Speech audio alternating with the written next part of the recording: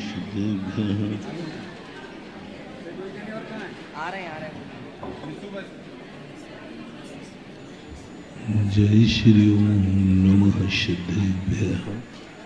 सर्वमंगलमांगल्यं सर्वकल्याणकारकं प्रधानं सर्वधर्माणां जैनं जयतु शासनम्। पंच परमेष्ठी भगवान की, आचार्य श्री गुरुवर कुंद महाराज की, आचार्य श्री गुरुवर विद्यासागर महाराज की, आचार्य समय सागर महाराज की। तीर चक्रवर्ती जगत पूज्य निर्यापक श्रमण मुनिवर श्री सुधा सागर जी महाराज की, पूज्य मुनि संघ की।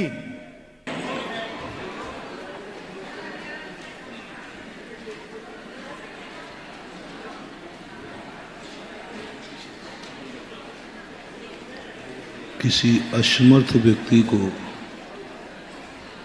समर्थ बनाने की एक प्रक्रिया है। असमर्थ भी समर्थ बनते हैं, पुण्यहीन भी पुण्यवान बनते हैं, दुखी भी सुखी बनने की प्रक्रिया शास्त्रों में है। कोई भी ऐसा दुनिया में मार्ग नहीं जिसमें पतन ही पतन हो। पतन है तो उत्थान भी है, लेकिन एक प्रकृति ने कुछ सिद्धांत ऐसे, आवाज नहीं कर भाई, प्रकृति ने कुछ ऐसे सिद्धांत निश्चित किए हैं, उनको हमें पालना करना पड़ेगी। प्रकृति ने सिद्धांत दिया है कि जब भी तुम्हें कोई शक्ति चाहिए है महाव्यक्तियों से, तो उनकी वर्तमान पर्याय की पूजा करो, वर्तमान पर्याय को देखो, वर्तमान पर्याय का गुणानुवाद करो, वर्तमान पर्याय को जितनी तुम प्रशंसा कर सको बड़ों की।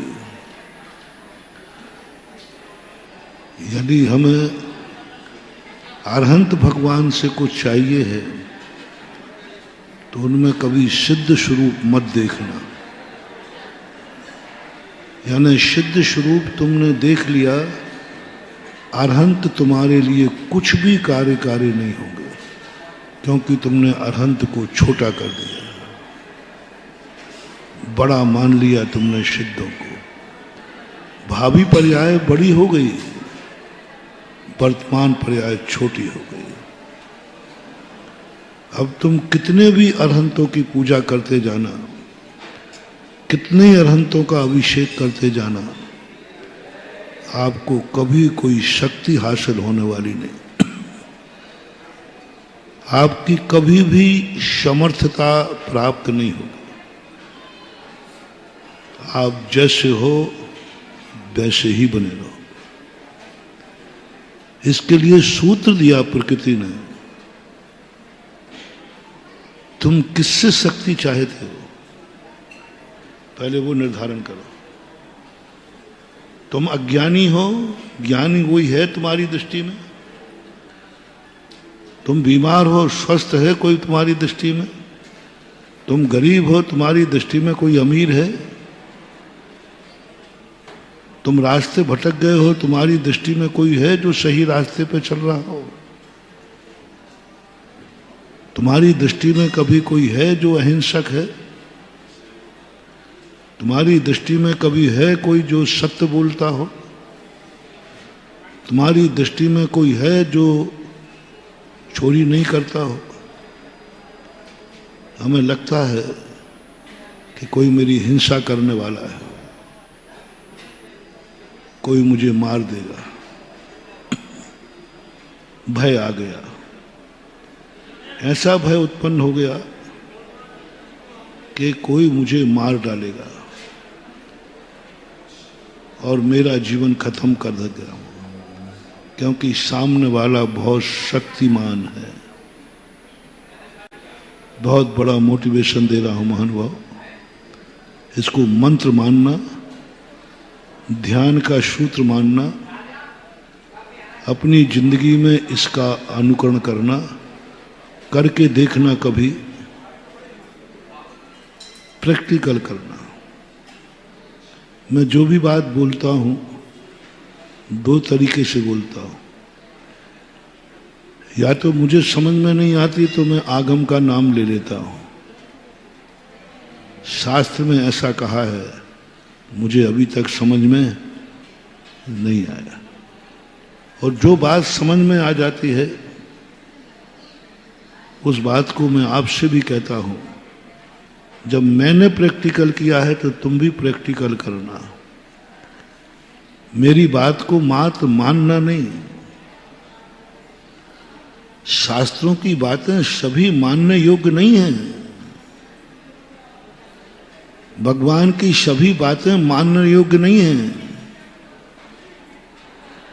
बड़ों की सभी बातें मानने योग्य नहीं हैं। जो जान सकते हैं उतना तो जानो। हमें क्या करना, भगवान ने जान लिया ना? नहीं, जितना हम जान सकते उतना हम जाने, जो नहीं जान सकते हैं वो माने। हम इतने प्रमादी हो गए, बोले अपन को क्या जानना, साथ। अरे महाराज आपने तो पढ़ लिए, आपने पढ़ लिए तो आप हमारे गुरु।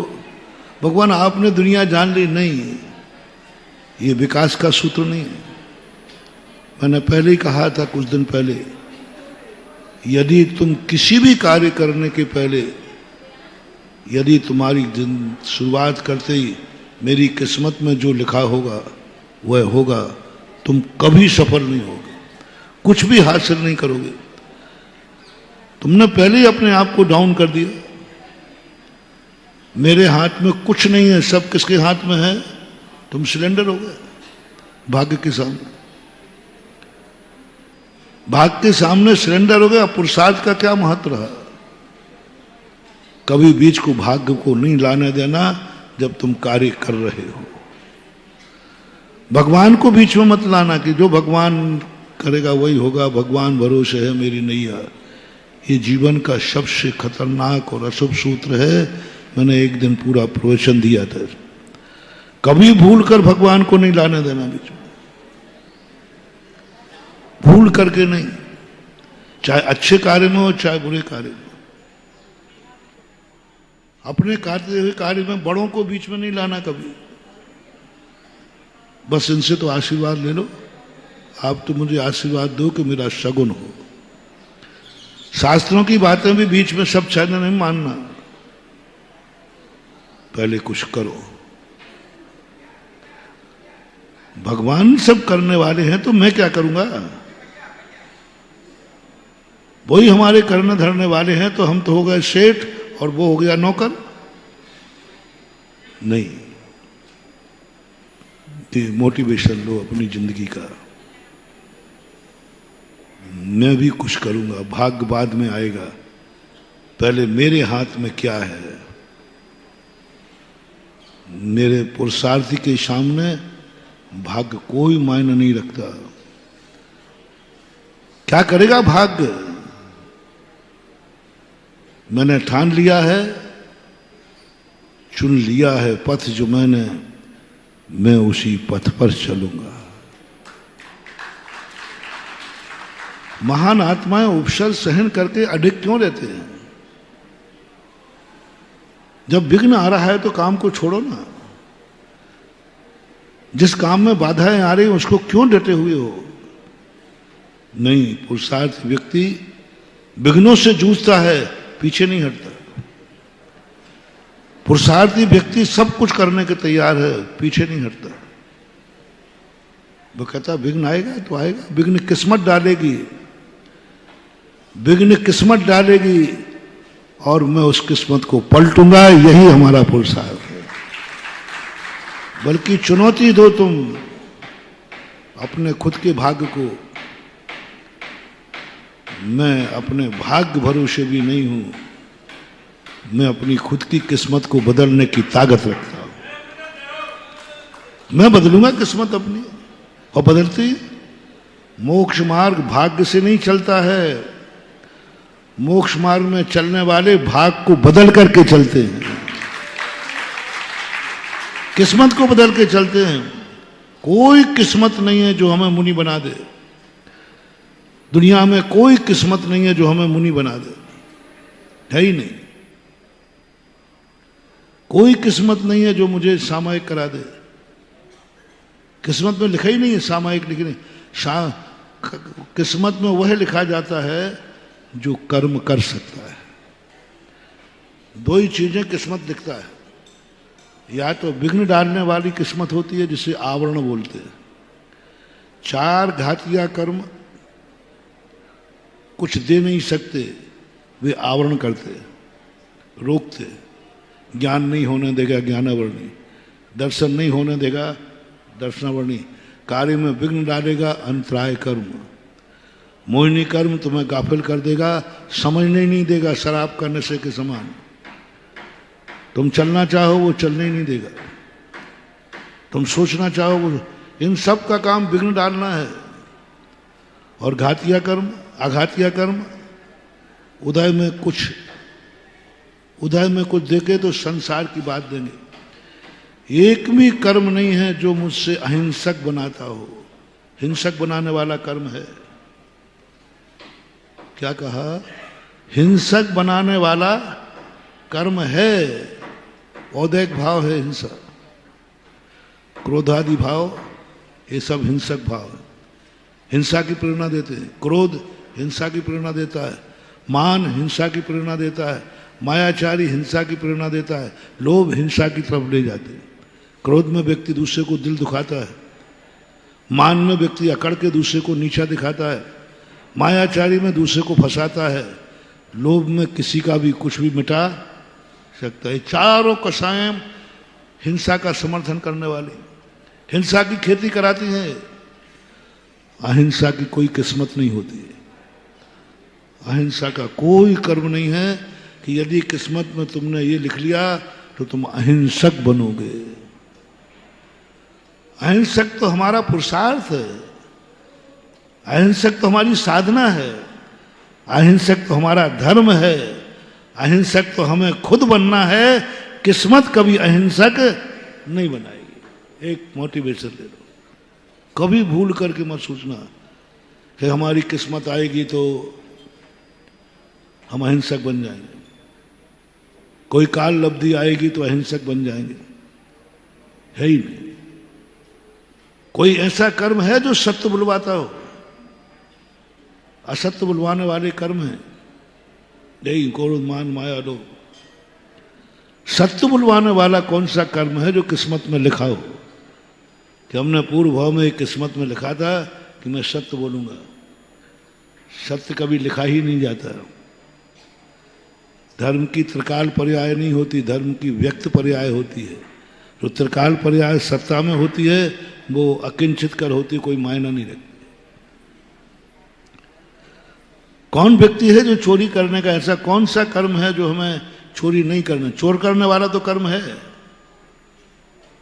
लोभ कर्म, लेकिन अचौर्य व्रत वाला अब्रह्म का कर्म है मोहिनी कर्म, रति कर्म, स्त्री भेद पुरुष भेद, ये सब कर्म हैं जो हमारे अंदर इंद्रिय लंपटता पैदा करते हैं। इंद्रिय लंपटता पैदा करने वाले कर्म हैं, लेकिन एक भी कर्म नहीं है जो ब्रह्मचर्य व्रत पैदा करता हो। जिस कर्म के उदय से कोई ब्रह्मचर्य बनता हो, ऐसा कोई कर्म देखा? ब्रह्मचर्य तो हमें खुद बनना है, किस्मत कभी ब्रह्मचर्य नहीं बनाएगी। रिपीट कर रहा हूं, किस्मत कभी तुम्हें ब्रह्मचारी नहीं बनाएगी, ये पक्का मान के चलना। अनंत अनंत काल बीत जाए कभी तुम ब्रह्मचारी नहीं बनोगे। ब्रह्मचारी तो तुम्हें खुद बनना है, किस्मत को नकार के बनना है। किस्मत तो कहती है अब ब्रह्म है, अब ब्रह्म बनाऊंगा, और ज्ञानी चुनौती देता है, हे किस्मत मैं तेरी किस्मत बदल दूंगा, लो मैं संयम धारण करता हूं, कर ले क्या करना। कर्म आया था असंयम के रूप में, मैं तुझे असंयमी अब्रह्मी बनाऊंगा। और सम्यक दृष्टि ने चुनौती दे दी, देखता हूं तू कैसे बनाता है। लो मैं ब्रह्मचर्य व्रत धारण करता हूं। कौन से कर्म ने किया, कौन सी किस्मत में लिखा था? स्वयं का पुरुषार्थ। परिग्रह औदैक भाव है, लेकिन अपरिग्रह कोई किस्मत में नहीं लिखा कि अपरिग्रह नाम का कर्म हो जिसके उदय में आकर के व्यक्ति अपरिग्रह। फकीर बन सकता है, फक्कड़ बनना अलग चीज है, भिखारी बनना अलग चीज है, लेकिन अपरिग्रही बनना कोई नहीं। जितनी भी अच्छाइयां हैं, अच्छाइयां कभी किस्मत में नहीं लिखी जाती। अच्छाइयां तो हमें प्राप्त करना है, पसीने की कमाई है। अच्छाई सब हमें प्राप्त करना है, सब हमारी खुद की कमाई होगी, वर्तमान की कमाई होगी। इसलिए भाग का कहीं नाम नहीं लेना, भूल करके आगे बढ़ो, किस्मत को पलटते जाओ, किस्मत को मिटाते जाओ, क्षयोप संभाव को प्राप्त करते जाओ। क्षयोप संभाव है किस्मत को मिटाना। सम्यक दर्शन का क्या है? सम्यक दर्शन कोई कर्म नहीं है जो लिख दिया जाए किस्मत में। मिथ्या दर्शन कर्म है। किस्मत में क्या लिखा है? मिथ्या दर्शन। क्या बांधा है हमने? मिथ्या दर्शन। सम्यक को सम्यक मिथ्यात की प्रकृति को लेना, वो भी सम्यक दर्शन के कारण नहीं है। मिथ्यात कर्म जो है किस्मत में क्या लिखा है? किस्मत के भरोसे रहो तो किस्मत में मिथ्यात लिखा है। क्या लिखा भी? मिथ्यात लिखा है। अब किस्मत के भरोसे रहो तो वो कहता मेरी बात तो मिथ्यात है। आप किस्मत नहीं, किस्मत को मिटाओ, किस्मत की रकीलें मिटाओ, किस्मत के मिथ्यात को पछाड़ दो और अपने पुरुषार्थ से सम्यक दर्शन की इमारत लिख दो। ये हमारा पुरुषार्थ है। मैंने बहुत चिंतन किया कि कोई ऐसी किस्मत मिल जाए जो लिख दूं, अभी लिखा पढ़ी कर लूं, अगले भाव में शांति से बैठूंगा। अभी परेशान हो रहा हूं। वो इतनी तपस्या करो, इतनी मेहनत करो, इतने कष्ट उठाओ, जैसे तुम लोग होते ना, जब भविष्य में कोई अंधकार होता है तो एफडी बना देते हो। अरे भाई कल में क्या पता हाथ पैर चले या नहीं चले, है ना, कल के दिन अनुकूल बना या नहीं बना, तो ऐसे करो थोड़ी बहुत एफडी। ऐसे भाव हम लोगों को आता है।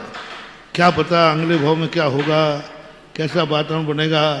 अभी तो मेहनत भी कर रहा हूँ, सब कुछ अनुकूल है, अभी तो जितनी चाहे उतनी कमाई कर लूँगा, तो ऐसा करूँ कि अभी से एफडी बना दूँ, अगले भाव में हमें कुछ भी नहीं करना पड़े और मोक्ष मिल जाए, एफडी बना दूँ। नहीं, बहुत चिंतन किया, कोई कर्म नहीं, कोई लिखा पढ़ी नहीं, धर्म की लिखा पढ़ी होती ही नहीं है, क्योंकि वो एक समयवर्ती पर्याय है बस। धर्म कितना है? एक समयवर्ती। अधर्म नाना समयवर्ती है। अधर्म का कार्य बहुत लंबा है और अधर्म का कार्य मात्र एक समयवर्ती पर्याय है। दो व्यक्ति ही होती है और क्षयोपशम होती है, उपशम होती है, क्षयक होती है। वो सब हमें करना है और किस्मत को मिटाना है। सम्यक दर्शन जब प्राप्त करता है जीव, पूज्यवर नेमी चंद महाराज लब्धि सार में, सम्यक दर्शन प्राप्त करने का कोई भी उपाय नहीं बताया उनका। तुम तो मिथ्यात को मिटाओ, पहले अनंत गुणाहीन करो, कर्मों की स्थिति कांडा कर, जो जो बाधक तत्व हैं उनको निपटाओ, और जैसे तुम बाधक तत्व मिथ्यात में, जो तुम्हारी किस्मत में जो जो लिखा है बस उसको मिटा देना, सम्यक दर्शन प्रकट हो जाएगा। यानी उपसंहार में धर्म सम्यक दर्शन का अर्थ है लिखी हुई किस्मत को मिटाना। और तुम क्या कह रहे हो? हम तो भाग्य भरोसे हैं, किस्मत में जो लिखा है वही होगा। और नीति क्या कह रही है? किस्मत को ही तो मिटाना है।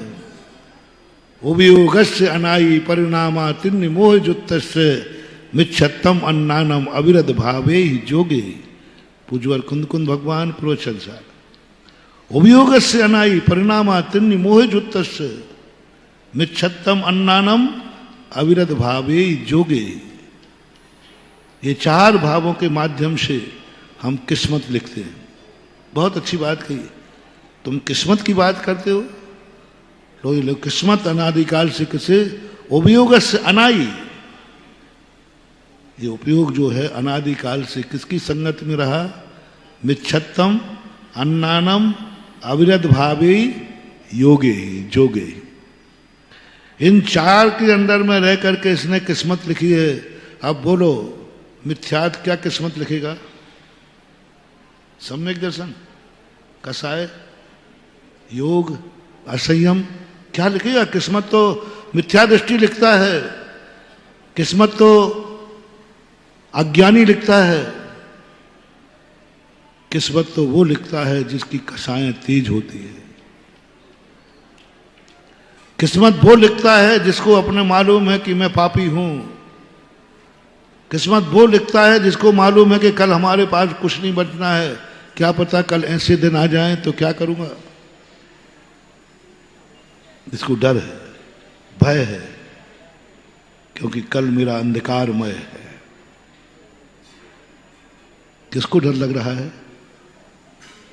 आज तो उजेला है ना, डर क्या लग रहा है? तुम मर नहीं रहे हो, मरने का डर ज्यादा है। मरण भय का अर्थ क्या? मरने का डर ज्यादा है। कल अंधकार का डर ज्यादा है। आज उजेला है, सब कुछ सही है, लेकिन डर लग रहा है कल अंधेरा आ गया तो। आज जिंदा हो, कल मरने का डर लगा, कल मर गया तो। कल आज जो चेहरे पर मुस्कान है, कल रही या न रही, यही भय खाया जा रहा है। वर्तमान के आनंद से हम वंचित हैं। आज प्रकाश है, आज आनंद है, आज सुखी हैं। कितने % लोग सुखी हैं पर दुखी हैं? कितने %? मेरी दृष्टि से तो 99%। 100 में 1% व्यक्ति दुखी है। सब सुखी हैं, लेकिन 100% दुखी है। सुखी 99% हैं और दुख का अनुभव कर रहे हैं। क्या तमाशा है? सुख है और दुख, अनुभूति दुख की। बस किसका दुख है? अरे 5 किलो सोना अटैची में रखा है, तो सुख का अनुभव हो रहा है कि दुख का? मौत दिख रही, मौत। यहां तो हमें 5 किलो सोना अटैची में है, तो आनंद की दिन सोना चाहिए ना। जब अटैची खाली थी तब घर्राटे लेके सो रहा था, जब अटैची भर गई तो नींद हराम हो गई। बोल तू गरीब हुआ कि अमीर हुआ? नींद हराम हो रही है। कुछ नहीं, उसको अंदर लगा है, किसी को पता चल गया तो मार और डालेगा। वो धन से मौत दिख रही है, धन में मौत दिख रही है। धन नींद हराम कर रहा है और हम कह रहे हैं कि हम हर व्यक्ति भविष्य से दुखी है, कल क्या होगा। अरे भाई आज तो जी ले कम से कम, वर्तमान में एक दिन मिला है, खुशी की जिंदगी जियो। जब कल दुख आएगा तब दुखी हो जाएंगे। कल मरेंगे जब मर जाएंगे। आज तो बोलो आप समर्पण सब जिंदा हैं कि नहीं? तो आप जिंदा का आनंद लो ना, इसी का नाम धर्म है। हमें जिंदा का आनंद नहीं आ रहा, हमें मौत का भय सता रहा है। हमें भावी पर्याय में सता रहा है, क्या होगा। पूज्यवर वीरसेन स्वामी महाराज ने एक बहुत अच्छी बात कही। संभवतः धवला पुस्तक 16 में पंजिका में एक बात कही है, एक पंजिका लिखी है। पुस्तक का नंबर आगे पीछे हो सकता है। पंजिका में कि जो पुण्यात्मा जीव होते हैं, धर्मात्मा जीव होते हैं, वो मारणांतिक समुद्घात नहीं करते। और जो पापात्मा होते हैं वो मारणांतिक समुद्घात करते हैं, क्योंकि उन्हीं के मन में भाव आता है मैंने जिंदगी में कुछ किया तो है नहीं, अब मर के कहाँ जाऊंगा। ये विकल्प आते मारणांतिक समुद्र, और पुण्यात्मा जीव कहते मर के कहाँ जाऊंगा, मैंने जिंदगी में कोई पाप। और छोटा सा उदाहरण देता हूं, ये सिद्धांतिक है। जब आपके स्कूलों के रिजल्ट खुलते हैं रात के 12 बजे 2 रुपए का पेपर को 100 रुपए में कौन लेने पहुंचता है प्रेस पर?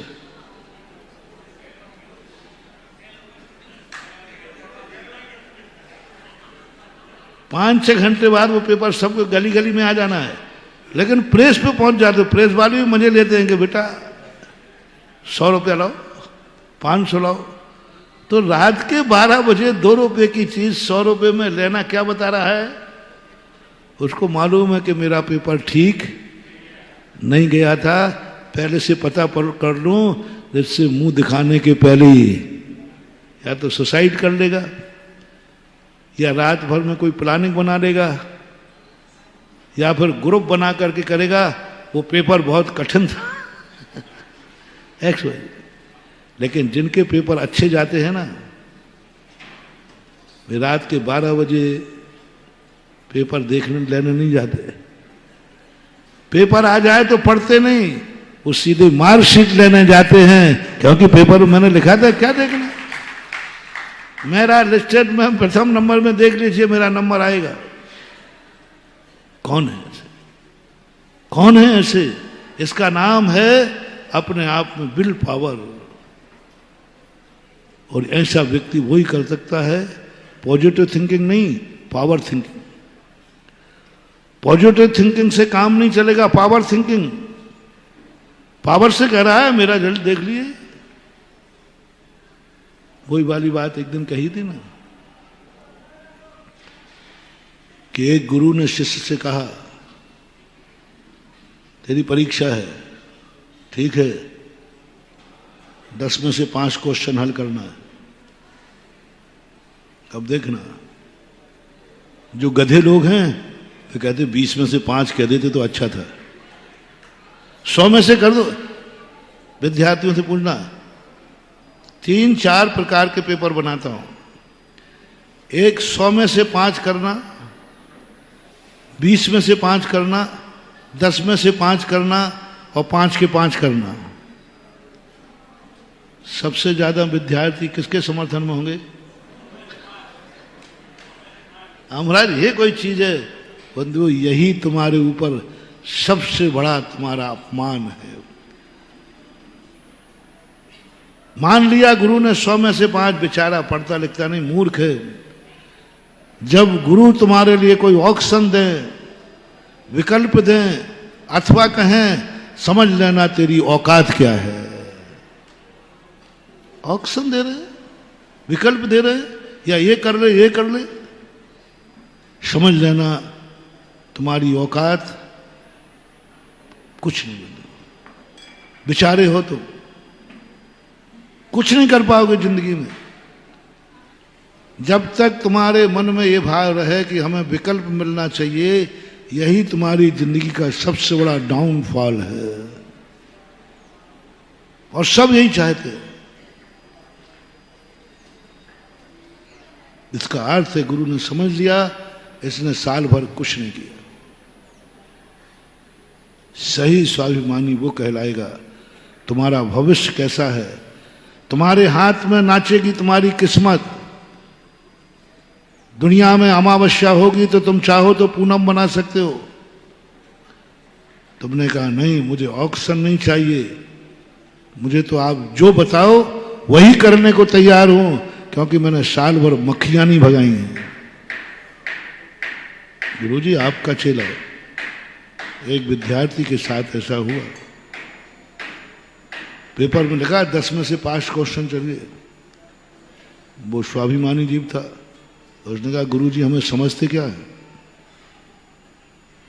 उनके अपने गुरुपद पर विश्वास नहीं और मेरे पर विश्वास नहीं। ये 10 में से 5 करने का क्यों कह रहे हैं? इसका अर्थ ही हमें चुनौती है। स्वाभिमान को ठेस लगे। बड़े लोग जब भी तुम्हें विकल्प में डालें, ये कर लो या ये कर लो, समझ लेना तुम्हारा स्वाभिमान खत्म हो गया। दुनिया के सामने बड़ी स्वाभिमान नष्ट हो जाए तो हो जाए, बड़ों के सामने कभी स्वाभिमान को नष्ट मत होने देना। दुश्मन के सामने स्वाभिमान नष्ट हो जाए कोई बात नहीं, दो गालियां दे दे, मूर्ख कह दे, अज्ञानी कह दे, कोई फर्क नहीं पड़ता, कोई फर्क। कभी किसी छोटे से स्वाभिमान विकल्प आ जाए, छोटा हमारा अनादर कर दे, अभिनय कर दे, कुछ बोल दे, तो मत सोचना कि मेरा भी कोई स्वाभिमान है। आप लोग यही सोचते महाराज जी मैं बड़ा हूं, आप देखो महाराज मेरा कोई स्वाभिमान है कि नहीं, मैं बड़ा भाई हूं, मैं घर का मुखिया हूं, बड़ा हूं, मेरा कोई स्वाभिमान है क्या? बताओ ये छोकरे हमारा अपमान कर रहे हैं। मत घबराओ रे, छोटे तुम्हारा कितना भी अपमान कर दें, तुम्हारा स्वाभिमान कभी नष्ट नहीं होगा। क्षमा बड़न को चाहिए, छोटन को उत्पात, कहा कछु हरि को गयो, जो भृगु मारी लात। भृगु को लात मार दी, कहा कछु हरि को गयो, जो भृगु मारी लात। भृगु ऋषि थे, छोटे थे, शिष्य थे, उन्होंने लात मार दी हरि को। हरि ने कुछ नहीं कहा। हरि को जाने थे मैं भगवान होकर के मेरा इतना अपमान, मेरा कोई स्वाभिमान है कि नहीं? नहीं, उन्होंने कहा कोई फर्क नहीं पड़ता। कौन मार रहा है लात? कौन मार रहा है? छोटा ना, बुद्धिहीन ना, अज्ञानी मार रहा है लात। कहा कछु हरि को गयो, जो भृगु मारी लात। कुछ नहीं बिगड़ा। सभी लोग सुने, जो तुम लोग मान रहे हो कि छोटा व्यक्ति तुम्हारा अपमान करे तो तुम्हारे मन में आता है मेरा भी कोई स्वाभिमान है, मेरा स्वाभिमान नष्ट हो रहा है यहाँ, इसलिए मैं यहाँ नहीं रहूंगा, घर में नहीं रहूंगा, क्योंकि मेरा स्वाभिमान नष्ट हो रहा है। मैं बड़ा होकर के कोई मुझे पूछ नहीं रहा है, मेरी इज्जत नहीं कर रहा है, मेरा अपमान कर रहा है, मुझे जय जिनेंद्र नहीं कर रहा है। और कह दो ये साबक देखो मुझे नमोस्तु नहीं कर रहा है, इसकी औकात तो देखो। क्योंकि तुम्हें पीटते पीटते तुम रोने लग जाते हो, तुरंत में अपने आप को प्रस्तुत कर तुम्हारे चेहरे पे खिला देते हैं। हाँ अब आ गया मजा। महाराज ने खुद अपनी खुद की पिटाई, क्योंकि व्यक्ति हमेशा पिटना नहीं चाहता, दूसरे को पिटना देखने में मजा आता है। मैं मुनि हूं और कोई छोटा मोटा मुनि नहीं हूं, विद्या और ये नमस्ते नहीं करता, मेरा स्वाभिमान खत्म हो रहा है। नहीं नहीं, उसे परिचय के अंतर्गत लिया। परिचय स्वाभिमान घटाते नहीं है, परिचय जीतने से स्वाभिमान बढ़ता है। जब अविनयों से, दुश्मनों से, बुद्धिहीनों से, महान आत्माओं का अपमान होता है, उससे कभी स्वाभिमान नष्ट नहीं होता। एक मोटिवेशन अपनी जिंदगी में एक मंत्र के रूप में ले लो। रिपीट कर रहा हूं, कभी भी अपने छोटों से, बुद्धिहीन से, पुण्यहीन से, अज्ञानी से, XYZ से यदि कभी तुम्हारे लिए अपमानजनक शब्द बोले, तुम्हारा रिस्पेक्ट नहीं करे, तुम्हें उठकर खड़ा नहीं होवे, तुम्हें जय जिनेंद्र नहीं करे, नमोस्तु नहीं करे, एक्स जो भी होता है, तो महानुभाव बिल्कुल भी मत मानना कि तुम्हारा स्वाभिमान नष्ट हो गया है। यदि पुण्यहीन और बुद्धिहीनों से स्वाभिमान नष्ट हो जाए तो इनका तो काम ही है आलोचना। आलोचक कभी भी स्वाभिमान नष्ट नहीं, कितना भी आलोचना करे, वो मेरी कितनी आलोचना कर रहा है, मेरा स्वाभिमान नष्ट होता है। मैं नहीं आऊंगा वहां, मेरा स्वाभिमान नष्ट होता है। क्योंकि देखो ये छोटे छोटे लोग, मैं सागर नहीं आऊंगा, क्यों भाई, क्या नहीं आऊंगा, सागर वाले छोटे छोटे लोग मेरा अपमान करते हैं, मेरा भी स्वाभिमान है, क्योंकि मैं विद्यासागर का चेला हूं, छोटा मोटा नहीं हूं। मालूम नहीं तुम मैं क्या हूं। कभी नहीं मानना महानुभाव। अपने से छोटे व्यक्ति किसी भी क्षेत्र में हो, चाहे धन में हो, चाहे ज्ञान में हो, चाहे बल में हो, चाहे तप में हो, किसी भी प्रकार से हो, उनके द्वारा किए हुए अपमान को कभी स्वाभिमान पर कुछ भी फर्क नहीं पड़ेगा। आप बिल्कुल शांत रहिए, आपका स्वाभिमान बढ़ेगा। माध्यस्थ भावम, क्या है स्वाभिमान की रक्षा? अमित गताचार्य महाराज, माध्यस्थ भावम विपरीत वृत्तव क्या है? वो कुछ भी गालियां देता जाए, मैं सुनता जाऊं। कई लोग कहते महाराज कहां तक सुनिए, बताओ महाराज, सिर से ऊपर निकल गई। महाराज ये बताओ कहां तक सहन करना चाहिए अपमान? कहां तक, कितना सहन करना चाहिए? कोई अपना भी स्वाभिमान है कि नहीं? तो मैंने कहा कि भाई शास्त्र, हाँ महाराज शास्त्र से बताइए कब तक अपमान सहन करें? कोई स्वाभिमानी है 10 भाव तक।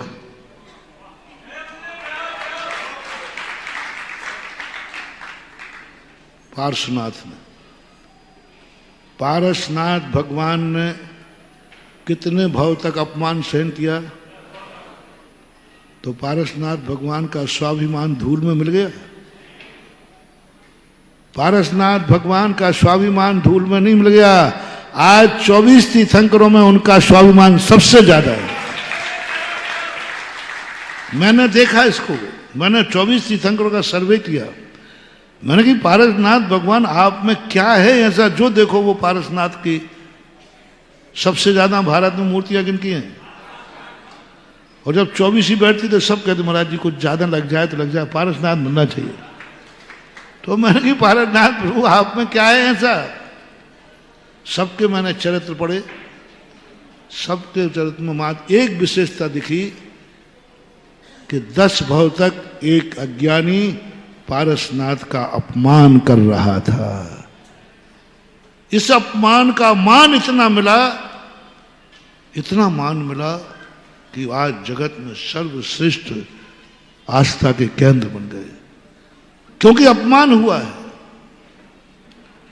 जब जब तुम्हारा कोई अपमान करे तुरंत समझ लेना अब मुझे कहीं से सम्मान मिलने वाला है।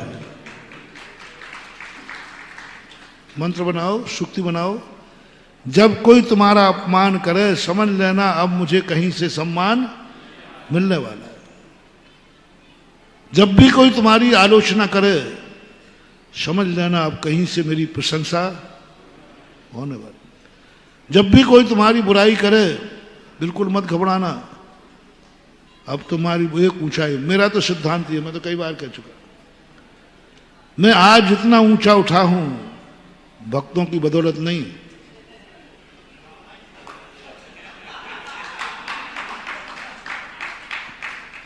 भक्तों की बदौलत नहीं, कुत्तों की बदौलत।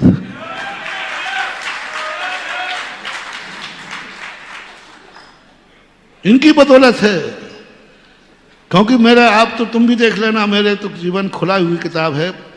जब जब कहीं मेरी कोई आलोचना हुई नियम से मैं एक सीढ़ी ऊपर चढ़ा हूं, एक सीढ़ी ऊपर चढ़ा हूं। और मैं जहां कोई अपमान सम्मान करने वाले होते ना वहां कम जाता हूं, और जहां कोई अपमान करने वाले हो, गालियां देने वाले हो, हमारा विरोधी हो, बस वहीं हम कहते अब यहीं तो जाना ही है, क्योंकि मान बढ़ेगा। आलोचक जहां होंगे वहां तुम यदि गए तो मान बढ़ेगा नियम से। प्रशंसकों से मान घटता है और आलोचकों से मान बढ़ता है। नीति है। दूध में यदि दूध मीठा है ना तो सामने वाले में बहुत अच्छा जोक है, अपनी जिंदगी को कैसा बनाना है और कैसी शक्तियां जागृत करना है वो बता रहा था कि एक दूध होता है, दूध किसी को लगा कि दूध अच्छा नहीं है, मीठा है, इसको खट्टा करना है, उसमें खटाई डाल दी। जैसे ही खटाई डाली दूध दही बन गया। सुबह देखा, शाम को डाल दी थी खटाई, सोचा सुबह बेटा बिल्कुल खत्म मिलेगा। सुबह जाके देखा दहेड़ी में तो बिल्कुल लच्छेदार दही बन गया, चमकदार। दूध में ज्यादा चमक होती कि दही में? ताकत दूध में ज्यादा होती कि दही में? ताकत दही में, दही ज्यादा पावरफुल है। वही दही पावरफुल किसने कर दिया? वही दही को गाढ़ा किसने कर दिया? उसी दही को ताकतवान किसने बना दिया? दुश्मन ने। अब उसको आया कि ये तो बहुत ज्यादा इकट्ठा हो गया, ये तो गाढ़ा हो गया, तो उसने आया इसके टुकड़े टुकड़े कर डालो। तो मथानी से उठा करके दही को क्या कर दिया? ऐसे टुकड़े किए, ऐसे टुकड़े। बेटा अब बना के दिखा, तो और गड़बड़ हो गया, दही नवनीत बन गया। बोलो, दही में ज्यादा ताकत है कि नवनीत में? पावर किस में ज्यादा है? गाढ़ा कौन है, चिकना कौन है? अब इसने कहा ये तो और बनते ही जा रहा है, ये तो और बनते ही जा रहा है, अब क्या करें? तो उसने कहा सबसे अंतिम चीज है आग, इसको अग्नि पर रख दो। और जैसी अग्नि पर रखा तो नवनीत का पानी निकल करके अष्टप्रहरी घी बन गया। अब उसकी कोई मर्यादा नहीं। दुनिया में एक वस्तु ऐसी है जिसकी कोई मर्यादा, दूध की मर्यादा है, दही की मर्यादा है, घी की स्पष्ट लगा, घी की कोई मर्यादा नहीं। एक दिन, 2 दिन, साल भर, 6 महीने, जब तक उसका स्वाद न बदले तब तक घी भक्ष्य है।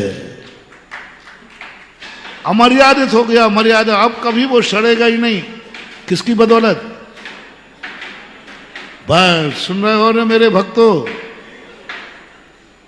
गांधी जी ने एक नीति कही है कि जिंदगी में दुश्मन ना हो तो एक दुश्मन बना लेना, बिना दुश्मन की जिंदगी बेकार है। बोले दुश्मन यदि ना हो तुम्हारे कोई, तो जाके पड़ोसी में सुबह उठकर एक झापड़ मारना। बोले क्यों भाई, क्यों मारा? बोले जैसे मारा कि तू मेरा कोई दुश्मन ही नहीं दिख रहा है। बहुत बड़ी नीति की उन्होंने, एक दुश्मन बना के जरूर रखना, क्योंकि दुश्मन तुम्हें घी बना देगा, अपमान तुम्हें सम्मान दिला देगा। इसलिए दुश्मनों का, छोटों का कभी भी अपमान हो, उसको अपमान मत मानना। कभी मत सोचना कि मेरा स्वाभिमान, छोटे छोटे बच्चे मेरा अनादर कर रहे, कभी मत मानना स्वाभिमान नष्ट हो गया है। नीति समझो, स्वाभिमान कब नष्ट होता है? जब बड़े तुम्हारी आलोचना करें। अब समझ लेना तुम्हारा स्वाभिमान, और तुम इतने बेशरम हो कि बड़े कुछ भी कहते जाए तो तुम कोई बात नहीं, बड़े ही तो कह रहे, छोटा कह रहे तो ये छोटे ने कैसे कहा, और उल्टी नीति है। बड़े यदि कभी तुम्हारा अपमान करें तो समझ लेना अब मेरा स्वाभिमान खत्म हो गया। बड़े जब तुम्हें कृपा पात्र बनाए, समझ लेना मेरा स्वाभिमान खत्म हो गया। बड़े जब तुमसे कहें चिंता मत करो मैं तो हूं, समझ लेना तुम खत्म। बड़े कहें चिंता मत करो मैं तो हूं, समझ लेना तुम्हारा स्वाभिमान धूल में मिल चुका है। स्वाभिमान धूल में मिल चुका है। बहुत बड़ी बात कह रहा हूं। बड़े कहें मैं तो हूं तो स्वाभिमान धूल में मिल गया है, और छोटे कभी कहें बड़ों से आप तो निश्चिंत रहिए मैं तो हूं, समझ लेना स्वाभिमान लौट आया है। बड़ों से कभी मत कहलवाना कि मैं तो हूं तुम चिंता मत करो। उनका रहना ही हमारे लिए स्वाभिमान को खत्म करना है। चिंता मत करो मैंने 10 क्वेश्चन लिख दिए हैं, 10 में से 5 करना है। उस दांत ने कहा सबका अपमान सहन कर लूंगा, लेकिन आज मेरा अपमान गुरु ने किया है। महानुभाव एक और मोटिवेशन लेते चले। तुम्हारा दुश्मन, तुम्हारी छोटा व्यक्ति तुम्हारी आलोचना करे तो मत समझना कि तुम गंदे आदमी हो। रिपीट कर रहा हूं, तुम्हारा दुश्मन, तुमसे छोटा व्यक्ति तुम्हें गलत कहे तो मत समझना कि तुम गलत हो। कितनी भी बुराई करे, कितनी भी बुराई करे, अपने आप को कभी गलत मत समझना। दूसरों से मैं कह रहा हूं, किसी की यदि कोई बुराई कर रहा हो, फलाना व्यक्ति ऐसा है, तो मत समझना, तुम पहले ये पूछ देखना ये कहने वाला उसका कौन है। ये नीति है सोमदेव की सूरी की। सबसे पहले देखो आलोचना करने वाला कौन है। आलोचना तो कर रहा है वो, इसने चोरी की, इसने गलत कार्य किया, मैंने देखा है, तो भगवान को भी पकड़ लेगा वो। भगवान की कसम मैंने देखा है। क्या कहा? और मेरा सिद्धांत है, जो किसी कार्य में अपने भगवान को खा जाए, समझ लेना संसार में वही बेईमान है। सौगंध पुराण है एक। सौगंध ऐसे ही नहीं जिस चाय खाओ। तुम लोग तो पता नहीं किस किस की सौगंध खा जाते हो। सौगंध खा जाते हो। सौगंध खाई जाती है अपने प्रिय की नहीं, अपने बड़ों की नहीं। सौगंध खाई जाती है निकृष्ट की। मैंने यदि ऐसा किया हो तो मैं नरकों में पड़ूं। लक्ष्मण ने एक बार सौगंध खाई थी, भैया मैंने कभी ऐसा परिणाम किया हो तो मेरा जन्म पंचम काल में हो। ऐसे निकृष्ट खाई जाती है सौगंध। कभी भी अपने प्रिय की कभी मत खाना, अपने इष्ट की कभी मत खाना, अपने भगवान की कभी मत खाना, अपने गुरु की कभी मत खाना, अपनी जिनवाणी की कभी मत खाना। इनकी साक्षी करना। भगवान साक्षी है तो भगवान की सौगंध करो ना। नहीं, सौगंध तो नहीं करूंगा, नरक की कर लूंगा।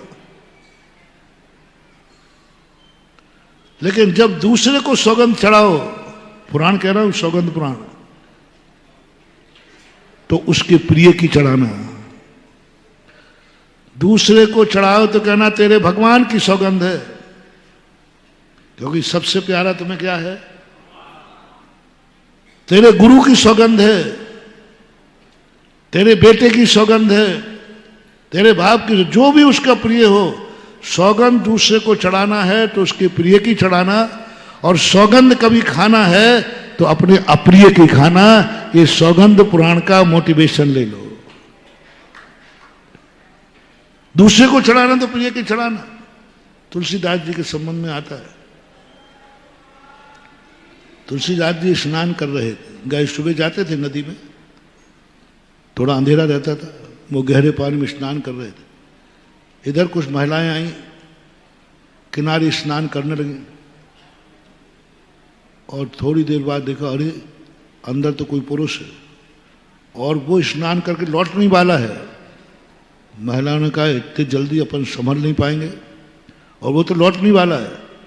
एक ने अरे तुलसीदास जी हैं। तो अब दूसरे को सौगंध चढ़ाना है। तुलसीदास जी तुम्हें राम की सौगंध है जो तुम पीछे मुड़े तो।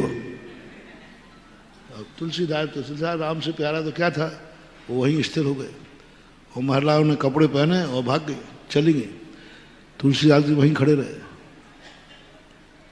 पैर गल गए, मछलियों ने छलनी कर दिया। दूसरे दिन सब वो महिलाएं आई, उनका ये तो वहीं खड़ा है जो कहते हो। एक कहती है तुम्हें सौगंध पुराण मालूम है?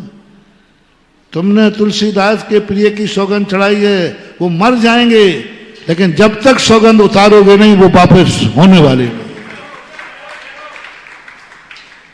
अपन लोगों ने सौगंध तो चढ़ा दी थी, लेकिन वापस तो खड़े रहे, छल्ली हो गए पैर। मछलियों ने खा लिया 24 घंटे में, लेकिन वो हिले नहीं। महिलाओं ने क्षमा मांगी, रामचंद्र की सौगंध वापस ली, तब तुलसीदास। तो अपनों की सौगंध जब कोई चढ़ावे तो मर जाना, लेकिन उस सौगंध को पालन करना। दूसरों के लिए चढ़ाओ तो भगवान की सौगंध, दुनिया की सौगंध खा जाते हो नहीं। और सौगंध खाते समय देखना चाहिए कि हमारा निकृष्टता का भाव बने, हमारी निकृष्ट स्थिति बने। आज 3 ब्रह्मचारियों की भर्ती हो रही है। एक ब्रह्मचारी आर्मी से आया है, मिलिट्री से। 15 दिन पहले आर्मी में था, 15 दिन में रिजाइन दे करके हमारी आर्मी में शामिल हो गया। और ये 2 ब्रह्मचारी है, ये इतने पुराने हैं कि आप 2011 से शिविर के शिक्षक रहे हैं। कितने साल हो गए? 13 साल से शिविर में अध्यापन कराते थे, अध्ययन नहीं, अध्यापन कराते थे। और 2004 में सांगानेर के बैच से निकले हुए थे। और दोनों भाई, सगे भाई हैं दोनों। आज इनका मार्ग, हाँ, और एक सीए हैं, इन्होंने सीए किया हुआ है। चार्टर अकाउंटेंट के सारे 6 महीने में सारे कार्य निपटा करके, और अब आ गए सब रिजाइन दे करके।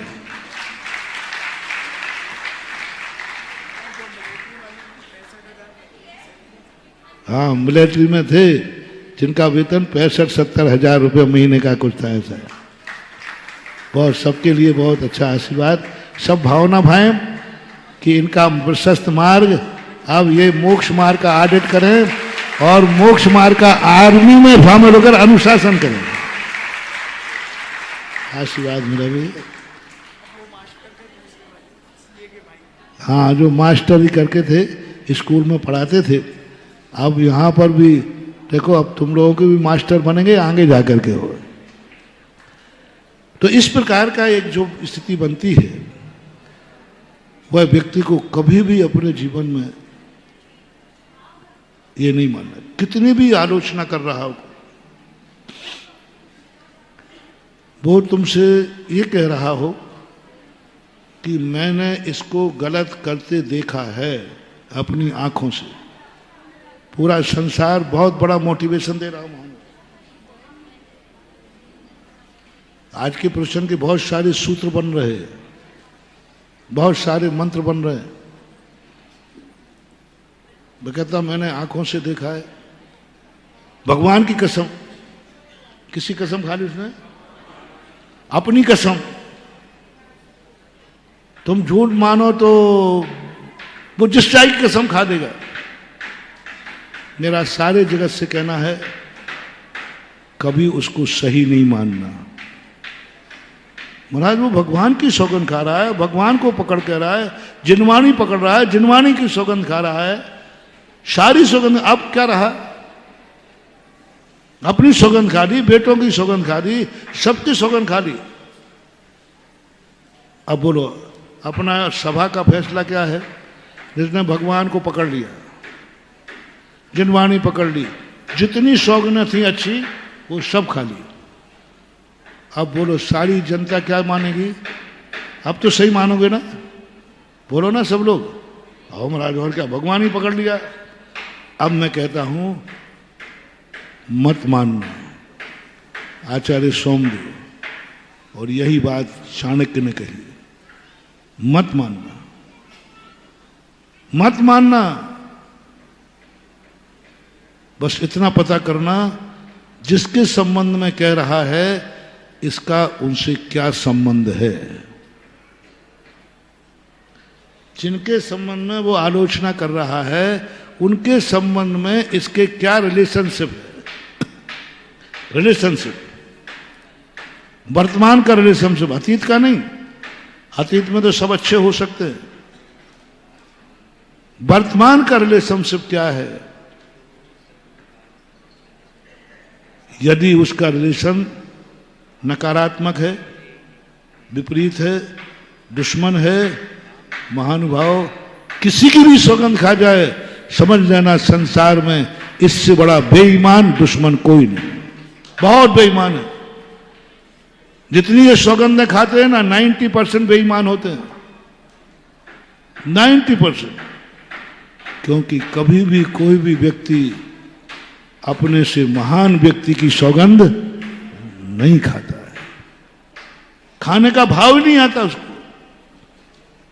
और आज यही बात पर लेकर के यही तो अदालतों में हो रहा है। मैं ग्रंथ पे हाथ रख के कहता हूं, सत्य बोलूंगा, सत्य के अलावा। और सबसे ज्यादा झूठ कहां बोला जाता है? आप बोलो, मैं नहीं बोल रहा हूं। और सबसे ज्यादा सौगंध कहां कराई जाती है? मैं सत्य बोलूंगा, सत्य के अलावा। और आप बोलो अंदर से, आज दुनिया में सबसे ज्यादा झूठ कहां बोला जा रहा है? अदालत में सबसे ज्यादा झूठ का स्थान बन गया। आज ये पंचम काल की विशेषता समझना, ये सबसे विशेष। बस मैं तुम्हें एक थर्मामीटर दे रहा हूं, कल के उसके संबंध भली अच्छे रहे हों, आज वर्तमान में वो जिसकी आलोचना कर रहा है उसके साथ उसका रिलेशनशिप क्या है? अच्छे संबंध हैं कि बुरे संबंध? संबंध है कि टूट चुका है? यदि टूट गया है तो स्पष्ट कह देना, तू भगवान को भी सिर पर रख ले तो भी तेरी बात सही नहीं है, क्योंकि तेरा रिलेशनशिप इस समय दुश्मन के रूप में है। एक मोटिवेशन। दूसरा जरा हूं, जो तुम्हारा रिलेशनशिप है जिनसे, और वो तुम्हारे गार्जियन हैं, भगवान, जिनवाणी मां, गुरु महाराज, माता पिता, जो तुम्हारे हितैषी हैं, जो तुम्हारे हितैषी हैं, जो तुम्हारे गार्जियन हैं, यदि वो तुम्हारी कोई आलोचना करें, निश्चित समझना तुम वही हो, और तुम्हारा पाप का घड़ा भर चुका है, अब फूटने वाला है। क्योंकि कौन बोल रहा है आलोचना? कौन बोल रहा है? भगवान, जिनवाणी मां, महानुभाव। बहुत बड़ी बात कह रहा हूं, जिंदगी में सारी दुनिया की दृष्टि में बुरे बन जाना, कभी जिनवाणी मां की दृष्टि में बुरे मत बनना। यदि जिनवाणी ने कह दिया पापी कहीं का, जिनवाणी दृष्टि में तुम्हारे दोष निकलने आ गए, पकड़ में आ गए, जिनवाणी मां के पन्नों पर तुम्हारा दोष निकल के आया, जो दोष वहां था वो दोष अपने में पाया गया, समझ लेना अब तुम्हारे कोई नहीं बचा सकता तुम्हारा विनाश। क्योंकि अब आलोचना किसने की है? दुश्मन ने नहीं, किसने की है? मां ने, परम उपकारी मां ने। वो उनकी दृष्टि में आलोचना आ गया। गुरु ने आलोचना की है, गुरु ने तुम्हारे दोष है। गुरु की दृष्टि में कभी दोषी मत बनना। बस जिंदगी में सारी दुनिया आलोचना करे, कभी ऐसा कार्य मत करना जिससे गुरु की आलोचना का पात्र बनना पड़े। यानी गुरु की दृष्टि में दोष आ गया बेटा, लाइलाज बीमारी है, अब भड़क पाप का घड़ा। इसी प्रकार घर में मां बाप की दृष्टि में दोषी मत उठना,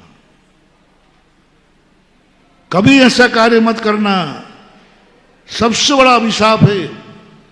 जिंदगी का कोई बिना, सारे बिना, दुश्मन यदि तुम्हें कोई बुरा बोल दे, दुश्मन कोई तुम्हें बुरी नजर से देखे, दुश्मन तुम्हें कोई बद्दुआ देवे, मेरे भक्तों से कहना है चिंता मत करना, मैं तुम्हारे साथ हूं, दुश्मन की बद्दुआ तेरा बाल बांका नहीं कर पाएगी। कितनी बद्दुआ दे दें, कितनी मिर्ची नींबू फेंके, कितने तेरा दुकान बांधे, कुछ भी बांधे, कुछ मत डरना, मैं तुम्हारा गुरु हूं, मैं तुम्हारा बाल बांका नहीं होने दूंगा। चलो मेरा नाम नहीं आया तो तुम्हें नमोकार मंत्र आता है? मेरा दावा है जिसको नमोकार मंत्र आता है उस दुश्मन की बद्दुआ नमोकार मंत्र के भक्त को नहीं लगती है, कभी नहीं लगेगी। घबराना मत, कोई बड़ी चीज नहीं है। यूं दुश्मनों को चुनौती दे दो, तुम्हें जितनी बद्दुआ देना है दो, मेरे ऊपर कोई असर पड़ने वाला।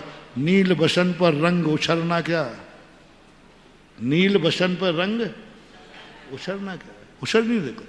लेकिन बस महानुभाव, बहुत करुणा दया करके कह रहा हूं, कहीं पूज्य पुरुषों की निंदा के पात्र मत बन जाना, पूज्य पुरुषों की दृष्टि में मत गिर जाना, कहीं वो तुमसे घृणा ना कर लें, वे कहीं बद्दुआ ना दे दें, कहाँ का बेटा पैदा किया, इससे अच्छा था तो मैं बिना संतान रह जाता। बहुत बड़ी बात कह रहा हूं, मम्मी पापा के मन में इतना भाव आ गया, हो मैंने कौन से पाप किए तो ऐसा बेटा पैदा हुआ, इससे अच्छा तो बिना संतान ही रह जाता। सारी खुद को कलंकित कर दिया, सब कुछ इज्जत धूल में मिला दी। यदि एक बार भी माँ बाप के मन में ये भाव आ गया, जाओ 100 भवों तक तुम अनाथ हो गए, कोई तुम्हारे ऊपर छाया मिलने वाली नहीं, क्योंकि तुम्हारे कारनामों से माँ बाप को पश्चाताप करना पड़ता। सारी दुनिया दुश्मन होकर कुछ भी करे, माँ बाप की बद्दुआ नहीं लेना। माँ बाप कहीं घृणा ना करने लग जाएं, माँ बाप अपने आप को ना कोसने लग जाएं, बस अंतिम मंत्र लो कि जिंदगी में कभी माँ बाप की आलोचना का पात्र नहीं बनेंगे, माँ बाप की नजरों में नहीं गिरेंगे। मैं ऐसा कोई काम नहीं करूंगा कि मेरे कारण माँ बाप की आंखों में आंसू आ जाए और वो कहने लगे तुम इज्जत बना पाओ या ना बना पाओ, तुम इज्जत बना पाओ या ना बना पाओ, तुम्हारे कारण से देश की इज्जत नहीं गिरना चाहिए। ओ आर्य पुत्रो,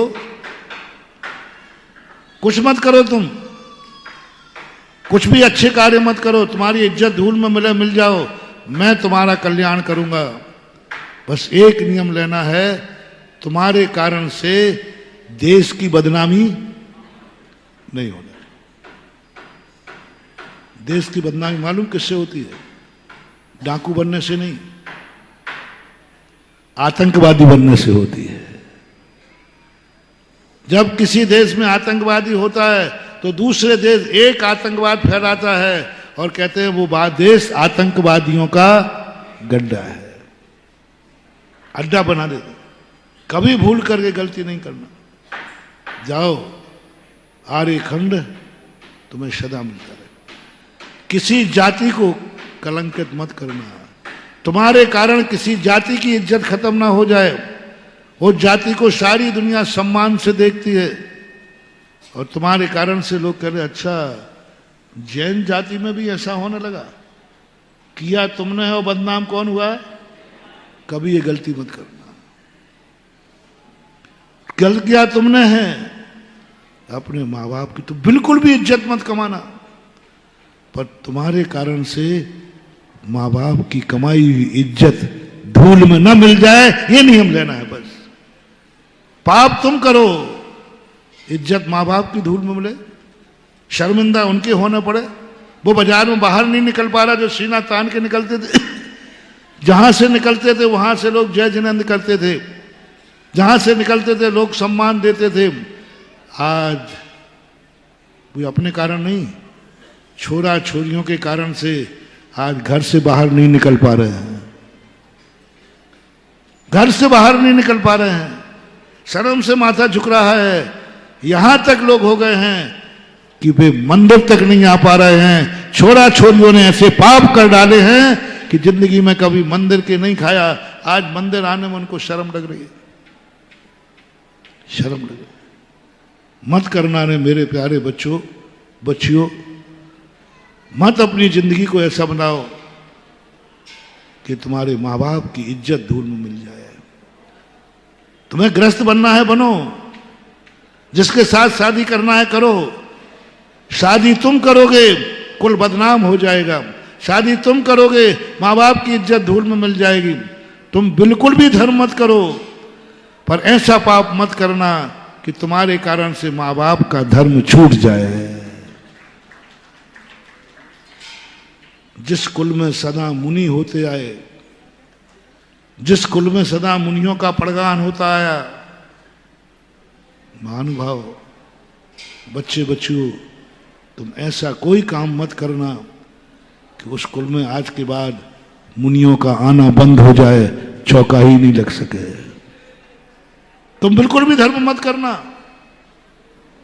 आहार मत देना, लेकिन तुम्हारे कारण से कहीं ऐसा ना हो जाए कि समाज को फैसला करना पड़े, इनके छोरे ने छोरी ने ऐसा पाप किया है, आज के बाद इस घर में कोई मुनिराज नहीं जाएंगे, कोई चौका नहीं लगेगा। ये पाप कभी मत करना, ये पाप है खतरनाक, ये है स्वाभिमान को नष्ट करने वाला। कुल का नाश कर दिया तुमने। जिस कुल में सदा मुनियों का आना जाना था, तुमने एक थोड़ी सी वासना के कारण, थोड़े से राग के कारण से उस कुल की इतनी बड़ी छूट। ऐसा वर्णी ने नियम साहब के गवर्नमेंट साहब की टीका में लिखा कि ऐसा कुल जन्म जन्मांतरों से मिलता है जिस घर में मुनियों का आवागमन होता रहता है। उच्च कुल की जो उच्च गोत्र की महिमा की है, मुनियों के आगमन। तुम वो पवित्र कुल में जन्मे थे जिस कुल में मुनि जाते हैं, होते नहीं है। होना तो फिर बहुत बड़ी, बल्कि तुम उस कुल में जन्मे हो जिस कुल में मुनिराज बनते थे। तुम उस कुल में जन्मे हो जहां मुनिराज भी उस घर का आहार लेने चले जाते हैं। हर घर में नहीं जाते। सुकुल की बात कही थी ना 2-3 दिन पहले। इतना पवित्र है तुम्हारा कुल, इतना पवित्र है कि मुनिराज तुम्हारे घर में आ गए। तुम्हारा परिवार कुल इतना पवित्र है, इतना पवित्र है कि तुम्हारे हाथ का ग्रास मुनिराज की पवित्र अंजलि में चला गया। पवित्रता तो देखो। हर व्यक्ति को नसीब नहीं है कि इस अंजलि में ग्रास रख दे। 100 धर्म देवता भी तरसते हैं इस अंजलि में रखना, वो इस लायक नहीं है। 100 धर्म देवता भी इस लायक नहीं है कि मुनिराज की अंजलि में आहार रख दें। त्रिंश तो है ही नहीं, नारकी तो है ही नहीं। मनुष्यों में कोई पता नहीं कितने पुण्यात्मा, इतने पवित्र कुल है तुम्हारा कि तुम्हारे कुल का अन्न मुनिराज भी जाकर के देते हैं। और तुमने थोड़े से अपनी वासनाओं के कारण, अपने पाप के कारण उस कुल में मुनियों का आवागमन बंद करा दिया। तुम्हारे कारनामों से वो कुल की इतनी इज्जत धूल में मिल गई। आज उस कुल में मुनिराज के आहार होने के लिए वर्जित हो गया। महानुभाव, इतनी मेरा कहना है, ऐसा पाप मत करना। पाप करने के पहले, कार्य करने के पहले ये सोचना, मैं तुम्हारी नहीं कर रहा हूं, तुम्हें तो जहां जाना है वहां जाओ, भाड़ में जाओ। तुम्हें तो जहां जाना है जाओ। मैं इसलिए कह रहा हूं मैं इसलिए कह रहा हूं तुम भाड़ में भी चले जाओगे तो मैं दावा करता हूं तुम्हें भाड़ में से निकाल के लाऊंगा। भाड़ में से निकाल के लाऊंगा। नरक भी गए तो वहां से भी निकाल के लाऊंगा। तुम कितना ही गिर जाना, कुछ भी कर लेना, मैं तुम्हें बचाऊंगा। बस एक नियम तुम्हें पालन करना है। तुम्हारे कारण से कुल की मर्यादा नष्ट, कुल की इज्जत नष्ट मत करना। बस एक नियम लेना है, बाकी सब जिम्मेवारी मेरी है। मैं ऐसा कोई कार्य नहीं करूंगा जिससे मेरे कुल की मर्यादा करूं, मेरे माँ बाप की इज्जत खत्म हो, मेरे माँ बाप को गुरु से दूर रहना पड़े, मेरे माँ बाप की आंख में आंसू आए, सारी दुनिया को रुला के आ जाना। रिपीट कर रहा हूं, सारी दुनिया को रुला के आना, गुंडा बन के सबको ऐसा आतंक फैलाना कि सारी दुनिया रो रही है, तो भी मैं जमानत ले लूंगा तुम्हारी। बस एक ध्यान रखना, ऐसा कोई कार्य मत करना जिस कार्य से तुम्हारे माँ बाप की आंख में आंसू आ जाए, दुख का, लज्जा का, शर्म का। यदि ये नियम तुमने पालन कर लिया तो एक दिन जो इतना नियम ले ले मैं कि मैं कभी ऐसा कोई कार्य नहीं करूंगा जो मेरे माँ बाप को पसंद नहीं है, माँ बाप की इज्जत के खिलाफ है, यदि ये नियम तुमने जिंदगी में पालन कर लिया तो जाओ, एक दिन तुम्हें चक्रवर्ती और तीर्थंकर जैसे माता पिता की गोदी मिलेगी। तीर्थंकर के जन्म गई ब्राह्मी सुंदरी, ऐसे ही नहीं जन्मी होगी रे। पूर्व भाव में इसने एक संकल्प किया होगा कि मैं जिंदगी में कुछ भी कर पाऊं या ना कर पाऊं, मेरे कारण मैं मम्मी पापा को कभी अपमानित नहीं होने दूं। मेरे कारण से कभी कोई ये ना कह ले कैसे माँ बाप हुए तेरे। ये परिणाम होकर के भी उस पुण्य का उदय आया कि ब्राह्मी सुंदरी को किसकी गोदी मिली? तीर्थंकर ऋषभदेव की मिली। और ये मोटिवेशन यदि आपने जिंदगी में पाल लिया, कुल को बदनाम मत होने देना। और जो मोक्ष मार्ग पर चलने वाले हैं उनको भी कह दूं, तुम्हें जो करना है उसे करो, जो करना है उसे करो। आत्म ध्यान करना है तो करो, नहीं करना तो मत करो।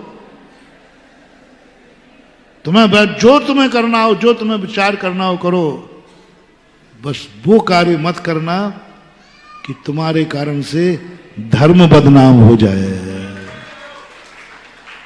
धर्म बदनाम हो जाए, लोग कहेंगे देखो ऐसा होता है धर्म। तुम्हारे परिणाम अंदर के जो हैं सो तुम जानो, पर धर्म को बदनाम मत होने देना।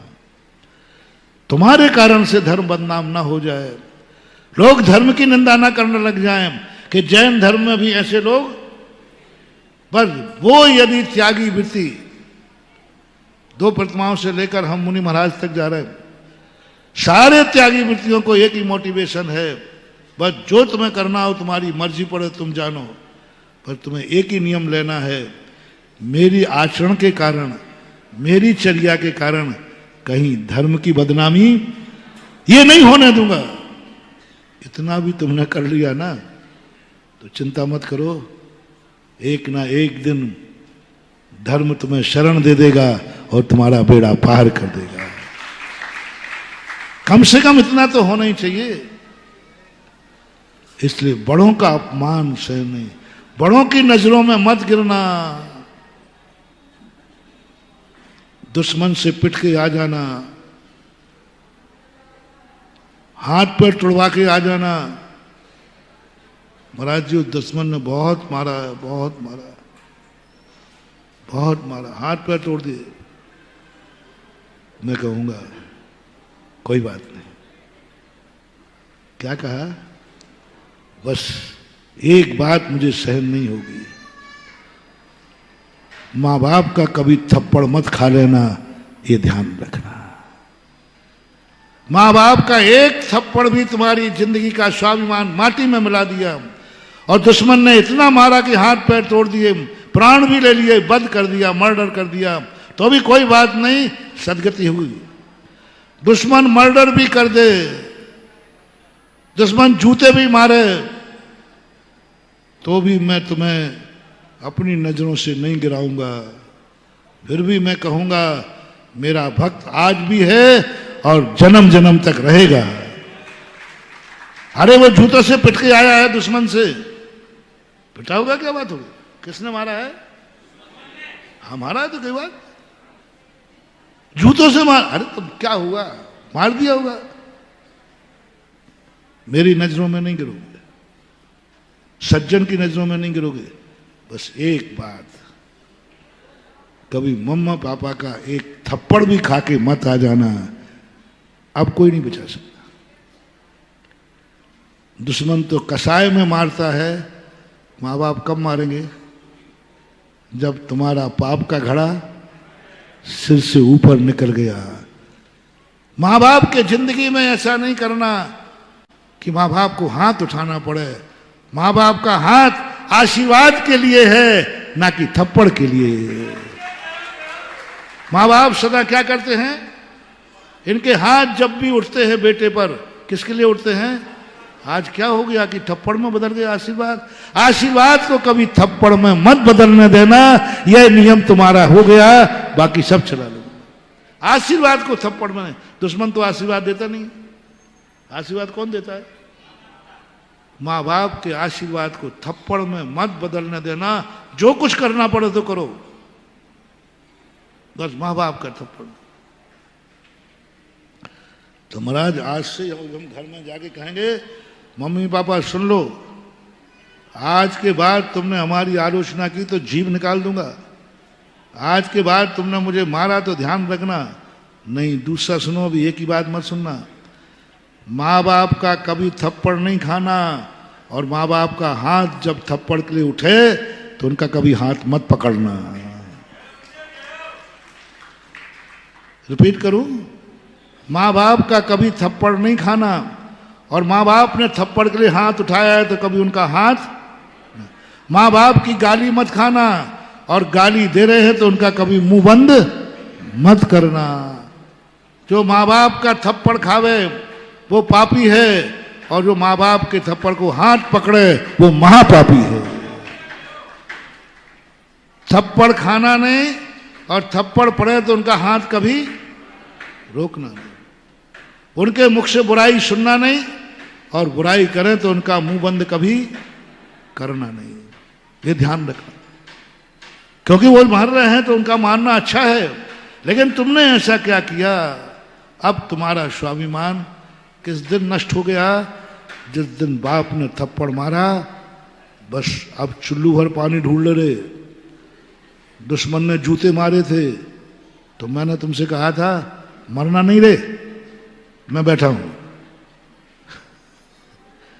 मरना नहीं रे, मैं बैठा हूं। और आज थप्पड़ किसने मारा है? बाप ने मारा है।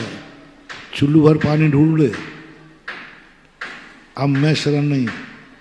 बाप से पिटकर आने वालों को यहां कोई शरण नहीं है, और दुश्मन से पिट के आने वालों को गले लगाता हूं, लेकिन बाप से पिटने वाले का कोई शरण नहीं।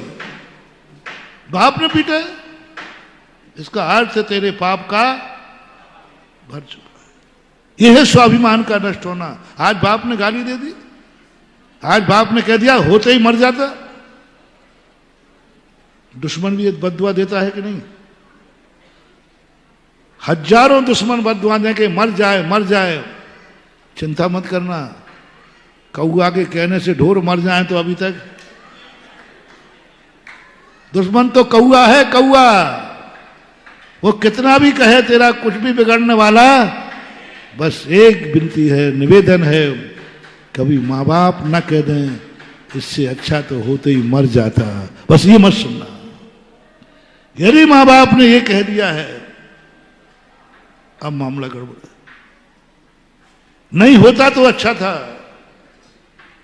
ये शब्द माँ बाप के मुख से मत सुनना, कुछ भी करना पड़े। माँ बाप के आंसू दिला करके स्वर्ग का सुख पाना भी व्यर्थ है। और माँ बाप को खुशी देने के लिए यदि नरक में भी जाना पड़े तो मंजूर कर लेना, मैं तुम्हारे साथ हूं। रुला के नहीं। आज क्या करते हो तुम लोग? आज बार बार में माँ बाप रोते हैं, ऐसे ऐसे तुम लोग कार्य कर रहे हो। ये सबसे बड़ा। और उसने क्या किया फिर? उस बालक ने, मेरा स्वाभिमान चूर हो गया। किसने कर दिया? गुरु ने। क्या कह दिया? गुरु ने कहा 10 में से 5 कर लो। गुरु ने इतना हमारा अपमान किया। सारा जगत अपमान करे तो मुझे कोई गम नहीं है। आज गुरु ने अपमान किया है और मेरे ज्ञान को ललकारा है। वो क्या समझते हैं? मैं भी चेला उन्हीं का हूं। आज दिखा दूंगा कि तुम्हारा चेला तुम्हारी कृपा पात्र का भूखा नहीं। गुरु को अपने ज्ञान पर विश्वास नहीं है। उन्होंने मुझे पढ़ाया है, उनको अपने ज्ञान पर विश्वास नहीं। सच्ची माता होती ना तो अपने बेटे की दुनिया बुराई करे, बोले आप कुछ भी करो मेरा बेटा ऐसा कर ही नहीं सकता। बोले क्यों? मुझे अपने दूध पे विश्वास है।